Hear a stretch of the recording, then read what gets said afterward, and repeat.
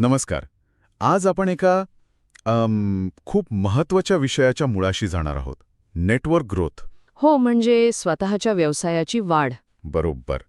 आणि यासाठी आपल्याकडे एक ट्रेनिंग मीटिंगमधल्या काही नोट्स आहेत.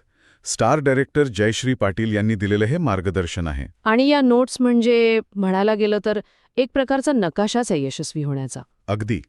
तर आपला उद्देश हाच आहे की या नकाशावरील प्रत्येक टप्पा समजून घेऊया. हा प्रवास सुरू होतो स्वतःच्या विचारांपासून आणि एका मजबूत टीमच्या नेतृत्वापर्यंत जातो. बरोबर. तर सुरुवात करूया पहिल्या टप्प्यापासून, जो आहे स्वतःच्या मनात. नोट्समधलं पहिलंच वाक्य आहे, आपण जे काम करतो त्यावर स्वतःचा विश्वास असणं खूप गरजेचं आहे. आणि इथेच सगळा पाया आहे. साधं वाटतं हे वाक्य, पण मला वाटतं यातच सगळं सार दडलेलं आहे, नाही का? नक्कीच. आणि हा फक्त एक प्रेरक विचार नाहीये. ही एक व्यावसायिक रणनीती आहे. रणनीती कशी? विचार करा, जेव्हा आपल्याच आपल्या उत्पादनावर किंवा कामावर विश्वास नसतो तेव्हा आपल्या बोलण्यात म्हणजे एक प्रकारची अनिश्चितता येते. हो, ते जाणवतं.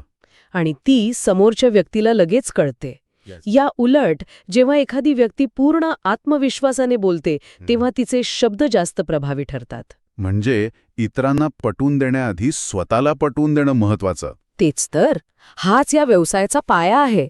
हा विश्वासच तुम्हाला सुरुवातीला येणाऱ्या नकारांना तोंड देण्याची ताकद देतो. आणि मला वाटतं हा आत्मविश्वास फक्त उत्पादनावर नाही, तर स्वतःच्या क्षमतेवरही हवा, की मी हे करू शकेन. बरोबर. कारण अनेक जण इथेच अडखळतात. पण समजा हा विश्वासाचा पाया पक्का झाला की मग पुढचा टप्पा येतो मैदानात उतरण्याचा. हो. आणि इथे नोट्समध्ये खूपच वेगळा शब्द वापरलाय, रेसलिंग. आता हे रेसलिंग म्हणजे कुस्ती आहे की रिझल्टिंग मधला काही वेगळा शब्द आहे, हे थोडा मला हा खूप हुशारीने केलेला शब्दप्रयोग आहे. आणि खरं सांगू, याचा अर्थ दोन्ही आहे. दोन्ही? हो. रिझल्ट मिळवण्यासाठी करावी लागणारी रेसलिंग म्हणजे संघर्ष. अरे वा. जयश्री पाटील यांनी ह्या एका शब्दात कामाचं खरं स्वरूपच पकडलं आहे. कारण नेटवर्क बिझनेसमध्ये रिझल्ट सहजासहजी मिळत नाहीत. नाही, ते तर खरं आहे. त्यासाठी तुम्हाला रोज संघर्ष करावा लागतो, मेहनत करावी लागते. जणू काही तुम्ही रोज एका कुस्तीच्या आखाड्यातच उतरला आहात. रिझल्टसाठी रेसलिंग ही संकल्पनाच खूप शक्तिशाली आहे. मग या रेसलिंगमध्ये नेमकं काय काय येतं? नोट्समध्ये काही? हो, त्या 3 महत्वाच्या गोष्टी सांगितल्या आहेत. कोणत्या? पहिली, रोज सातत्याने काम करणं. दुसरी, सोशल मीडियाचा प्रभावी वापर करणं. आणि तिसरी, जी या सगळ्याचा आत्मा आहे, ती म्हणजे लोकांशी खरं कनेक्शन बनवणं. सातत्य म्हणजे काय? तर रोज छोटे छोटे प्रयत्न करणं. मोठं काहीतरी एका दिवसात करण्यापेक्षा रोज थोडं काम करणं जास्त परिणामकारक ठरतं. आणि तुम्ही सोशल मीडियाचा उल्लेख केलात. इथेच तर बहुतेक लोक चुकतात. अगदी. नोट्समध्ये एक वाक्य आहे, फक्त पोस्ट टाकून काम होत नाही. हे अगदी खरं आहे. पण तुम्ही म्हणालात की संवाद साधा. हो. याचं एखादं उदाहरण देता येईल का? म्हणजे एक खराब पोस्ट आणि एक चांगली पोस्ट यात नेमका काय फरक असतो? उत्तम प्रश्न आहे. समजा एक खराब पोस्ट म्हणजे काय? तुम्ही तुमच्या उत्पादनाचा फोटो टाकला, किंमत लिहिली आणि लिहिलं खरेदी करण्यासाठी संपर्क साधा. म्हणजे जाहिरात. हो, ही एक एकतर्फी जाहिरात झाली. या उलट चांगली पोस्ट म्हणजे तुम्ही एक प्रश्न विचारू शकता. जसे की सध्याच्या धावपळीच्या जीवनात तुम्हाला निरोगी राहण्यासाठी कोणती गोष्ट सर्वात आव्हानात्मक वाटते? अच्छा, म्हणजे संवाद सुरू करणं. बरोबर. किंवा तुम्ही स्वतःचा अनुभव शेअर करू शकता की आधी मला खूप थकवा जाणवायचा, पण या एका सवयीमुळे माझ्यात खूप बदल झाला. इथे तुम्ही उत्पादन विकत नाहीये. तुम्ही लोकांच्या समस्येबद्दल बोलत आहात. अगदी. तुम्ही त्यांच्याशी संवाद सुरू करत आहात. आणि या संवादातून जेव्हा विश्वास निर्माण होतो तेव्हा व्यवसाय आपोआप होतो. ती रेसलिंग हीच आहे.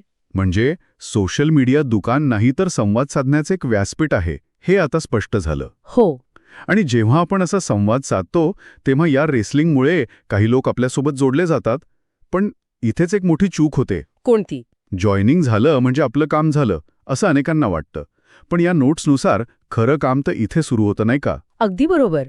नवीन व्यक्तीचं जॉईनिंग होणं हा प्रवासाचा शेवट नाही, ती सुरुवात आहे. आणि इथेच खरा लीडर ओळखला जातो. हो, इथेच एका सामान्य नेटवर्कर आणि एका लीडरमधला फरक दिसतो. नोट्समध्ये स्पष्ट म्हटलं आहे, नवीन लोकांना योग्य ट्रेनिंग दिली तरच ते टिकतात. याचा अर्थ नवीन सदस्याला फक्त सिस्टममध्ये आणून सोडून देणं म्हणजे त्याला एका अनोळखी शहरात एकटं सोडण्यासारखं आहे. तो गोंधळून जाईल आणि काही दिवसांनी निष्क्रिय होईल. हो, आणि म्हणूनच नोट्समध्ये एका रोडमॅपचा उल्लेख आहे. पण तो रोडमॅप म्हणजे नक्की काय? त्याला आपण ऑनबोर्डिंग प्रोसेस म्हणू शकतो.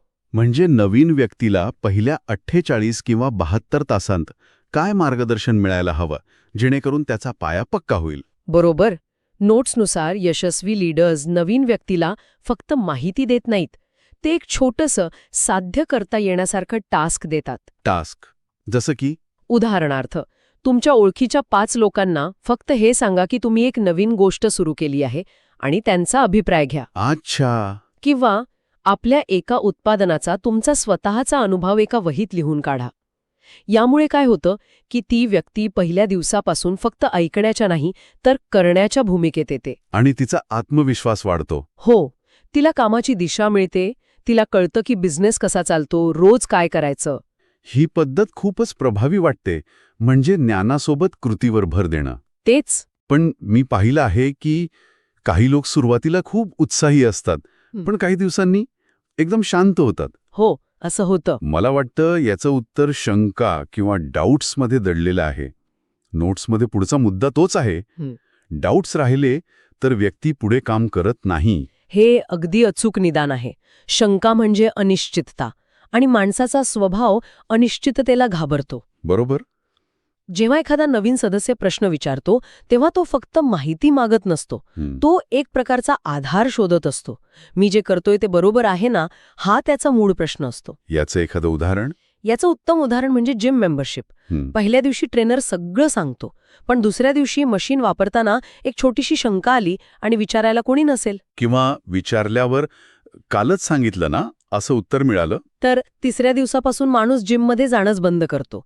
नेटवर्क बिझनेसमध्येही अगदी तसंच होतं. म्हणजे प्रश्न विचारणाऱ्याला टाळणं हे त्या व्यक्तीला व्यवसायातून बाहेर काढण्यासारखंच आहे. हो. याउलट त्याच्या प्रत्येक शंकेचं निरसन करणं म्हणजे त्याच्या आत्मविश्वासाच्या टाकीत इंधन भरण्यासारखं आहे. अगदी. हे डाऊट क्लिअरिंग नाही, हे कॉन्फिडन्स बिल्डिंग आहे. वा. आणि जेव्हा तुम्ही अशा प्रकारे एका व्यक्तीचा आत्मविश्वास वाढवता, तेव्हा तुम्ही केवळ एक सदस्य नाही, तर तुमच्या टीमचा एक भावी लीडर घडवत असता. आणि इथेच आपण प्रवासाच्या पुढच्या टप्प्यावर येतो. एक मजबूत टीम तयार करणं. बरोबर.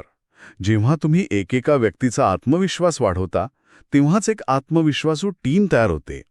आणि टीम बिल्डिंगबद्दल बोलताना नोट्समध्ये म्हटलं आहे की टीमला सपोर्ट करा, त्यांचं मोटिवेशन वाढवा.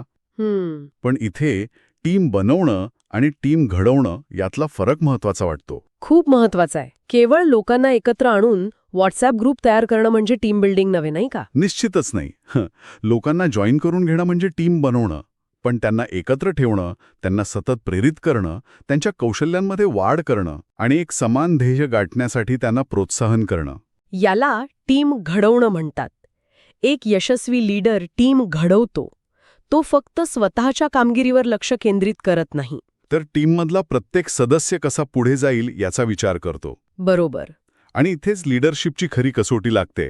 नोट्समधल्या लीडरशिपच्या व्याख्येत एक मुद्दा आहे, प्रत्येकाला सोबत घेऊन पुढे जातो. हो. पण हे ऐकायला खूप आदर्शवादी वाटतं.